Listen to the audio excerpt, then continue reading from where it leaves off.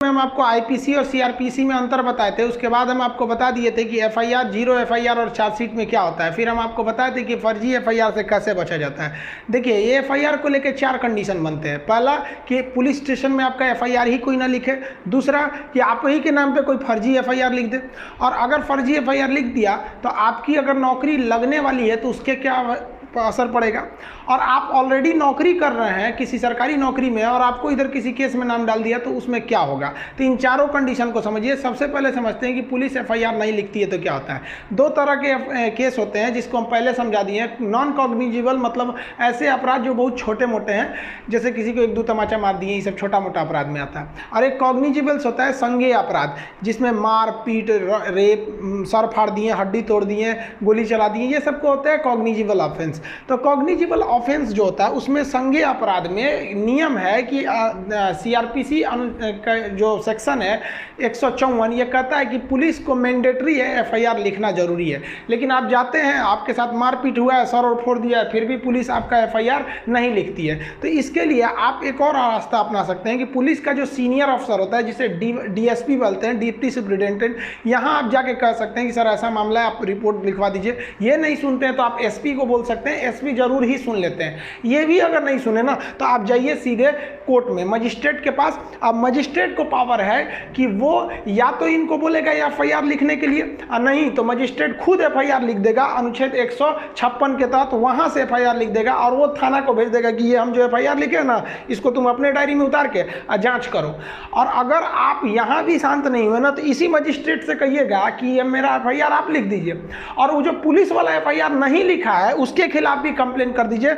और उसके लिए सीआरपीसी की धारा 166A आता है। तो 166A के खिलाफ आप पुलिस में भी कंप्लेन कर सकते हैं। तो पुलिस वाले अगर ज़्यादा नहीं सुनते हैं ना, ये लोग थाना में बैठ के अपने आप को बहुत ज़्यादा होशियार समझने लगते हैं। तो आप कोई छोटा मोटा भी वकील लेके चले जाइएगा ना तो ये लोग शांत हो जाते हैं। नहीं तो आप आराम से कहिए, if you will not return my FIR then I will take legal action against you and by honourable high court under the section 166A। वो समझ जाएगा कि भाई पहुंचा फकीर है, इसका लिख दो।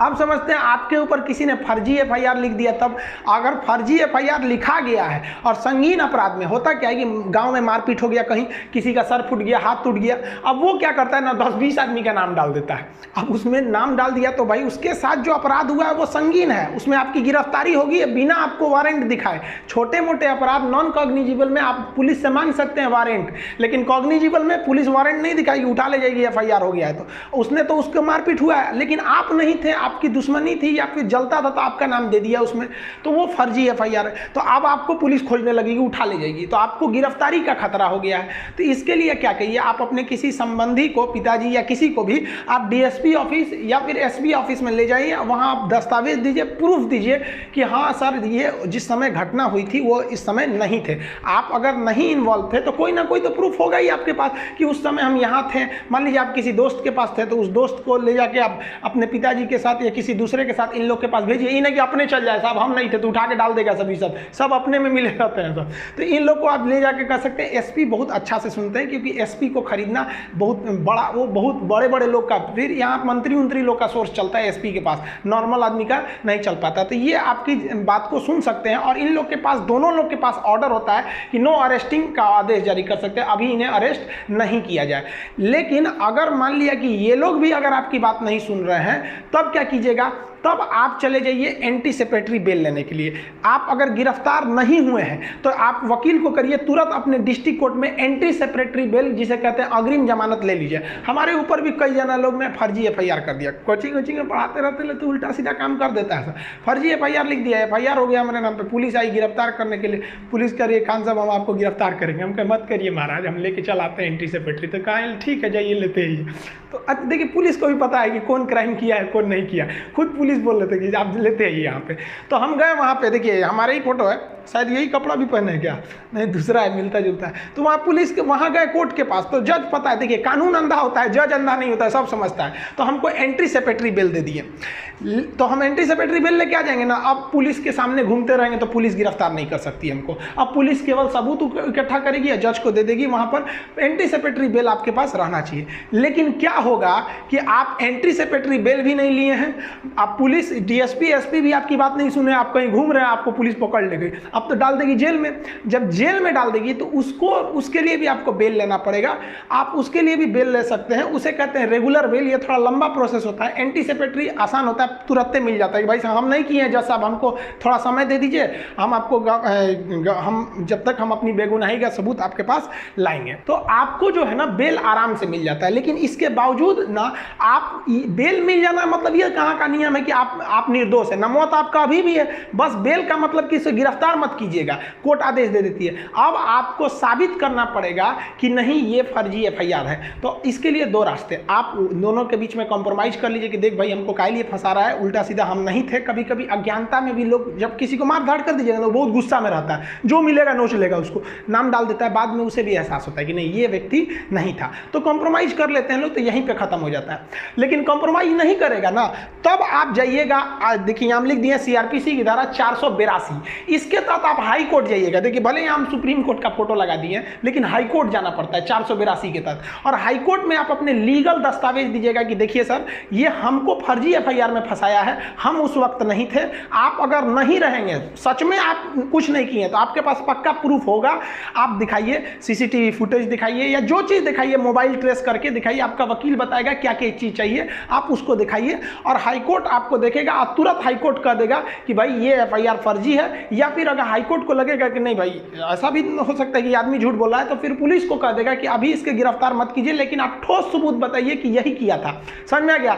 और अगर आप पे कोई फर्जी कर दिया है और कॉम्प्रोमाइज भी नहीं कर रहा है, तब तो आप कंफर्म जाइए सीआरपीसी की धारा 482 के तहत हाईकोर्ट में, और हाईकोर्ट बढ़िया से उन्हें खंगालेगा। इतना आप विश्वास रखिए कि अगर आपने किसी पर गंभीर रूप से नहीं मारा पीटा है तो वो कहीं ना कहीं वो पकड़ा जाएगा हाईकोर्ट में। हाईकोर्ट वाले बहुत पहुंच वाले होते हैं। और उसके बाद अगर वहां पकड़ाया, कॉम्प्रोमाइज नहीं किया, फर्जी के बाद भी ऐंठ रहा है, तब वहां आप करिए 500 सेक्शन 500 के तहत उस पर क्या कर दीजिए, मानहानि का दावा ठोक दीजिए। और 211 के तहत उसी पे मुकदमा ठोक दीजिए कि ससुरा हमको फंसाया, हमारा इज्जत खराब किया, समय बर्बाद किया, इसको भी ले जाइए।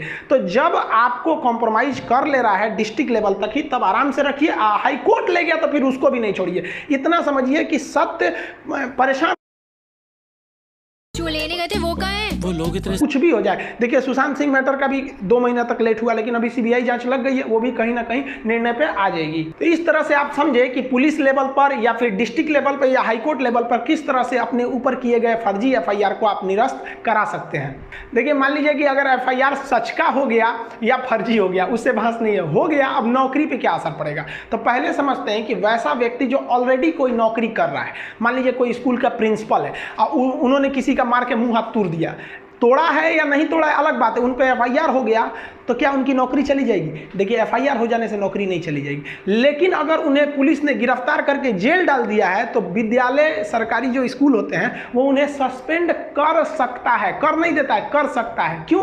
क्योंकि क्या होता है कि जब व्यक्ति पर मुकदमा चल रहा होता है और वो जेल में गया रहता है, तो क्या होता है कि अगर उस अपने पद पर रहा तो उस पद का वो दुरुपयोग कर सकता है। जैसे प्रिंसिपल है तो थाना में जाएगा तो लोग उसको बैठने के लिए देंगे, बैठे बैठे प्रिंसिपल साहब, पता चला कि उनका मूरी फोड़ के आया, उसको थाना में बैठाया जाएगा, तो सस्पेंड कर दिया जाता है। तो क्या कहेंगे, हम सस्पेंडेड प्रिंसिपल है, तो थाना वाला कहेगा खड़े रहो, तो सस्पेंडेड प्रिंसिपल है यहाँ पे।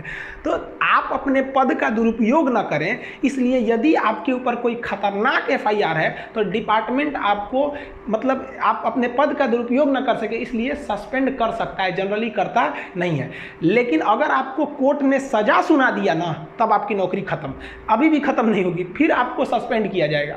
लेकिन आप मान लीजिए डिस्ट्रिक्ट कोर्ट ने आपको सजा सुनाया, जैसे आप हाई कोर्ट में अपील कर देंगे आपकी नौकरी बच जाएगी, सस्पेंड रहेंगे आप। समझ में गया? सस्पेंड से फिर हो सकता है कि आप जॉब में आ जाए। लेकिन अगर हाई कोर्ट ने भी फिर से आपको सजा सुना दिया, फाइनली कह दिया कि नहीं भाई, सुप्रीम कोर्ट ने भी सुना दिया, तब तो आपकी नौकरी चली जाएगी कॉग्निजिबल अपराध में, इस तरह के मुकदमे में। अदरवाइज में आपकी नौकरी नहीं जाएगी। आप अपील में रहेंगे तब तक नौकरी नहीं जाएगी। पता चला डिस्ट्रिक्ट कोर्ट ने आपको सजा सुनाया और इधर आप सस्पेंड हुए और आपने हाई कोर्ट में अपील नहीं किया कि भाई साहब हमने गलती नहीं किया था, तो आपको टर्मिनेट कर देगा। टर्मिनेट मतलब खत्म, सस्पेंड का मतलब होता है आधी सैलरी देना। जब आप जॉब में आते हैं ना, तो बाकी जो आधा काट काट के रखा था वो भी दे देता है आपको।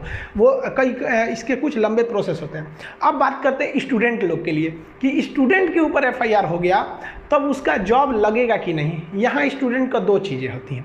मान लिया कि उसने फॉर्म भरा था, फॉर्म भरने के बाद एफआईआर हुआ है, एक ये कंडीशन। अब पता चला फॉर्म भरने से पहले ही एफआईआर हो गया, मुकदमा चल रहा है, तब कंडीशन।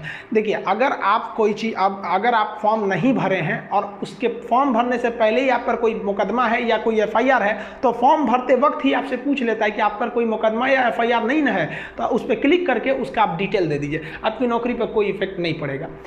अगर मान लिए कि आपने फॉर्म भर दिया है, आप तो एकदम टेंशन फ्री थे, अब एग्जाम के 10 दिन पहले या कुछ दिन पहले मार हो गया और उसमें आपका नाम आ गया, अब कहाँ से करिएगा, आप तो फॉर्म भर दिए, एडमिट कार्ड भी आ गया होगा। तब जब आपकी ज्वाइनिंग लगेगी ना, तो ज्वाइनिंग के समय आपको हलफनामा देना पड़ेगा। हलफनामा मतलब स्टैम्प पेपर पे लिख के देना पड़ेगा कि फला केस में हमें फर्जी फंसाया गया था, हम अपनी बेगुनाही का सबूत डिस्ट्रिक्ट कोर्ट में दे चुके हैं, यहाँ मुकदमा चल रहा है। आपकी जॉब हो जाएगी, कोई दिक्कत नहीं है, लेकिन वहाँ लिखवा लिया जाएगा कि अगर यहाँ से आप दोषी करार दिए गए ना, तो यहाँ से निकाल दिया जाएगा। तो अगर यहाँ से आप अपराध मुक्त हो गए तो आप नौकरी करते रहिएगा, और इसमें अगर सजा सुना दिया तो आप चल गए, नौकरी से खत्म कर दिया जाएगा आपको। तो आई होप आप ये सब चीज़ों को समझ गए होंगे। इसको लिखवाने वाला चीज़ जो अभी जस्ट इस 1 से 2 दिन के अंदर आपका ऐप लाएंगे, तो उसमें एप्लीकेशन में हम आपको इसका A to Z डिटेल से लिखवा देंगे कि पूरी CRPC, क्योंकि ये दरोगा के एग्जाम में खास करके इस यूपी दरोगा में ये सब पूछेगा आपका IPC और CRPC का क्या क्या चीज़ें होंगे। तो उसमें आपको एकदम A to Z PDF note test वगैरह के साथ आपको मिलेगा। मिलेंगे नेक्स्ट वीडियो में, तब तक के लिए जय हिंद।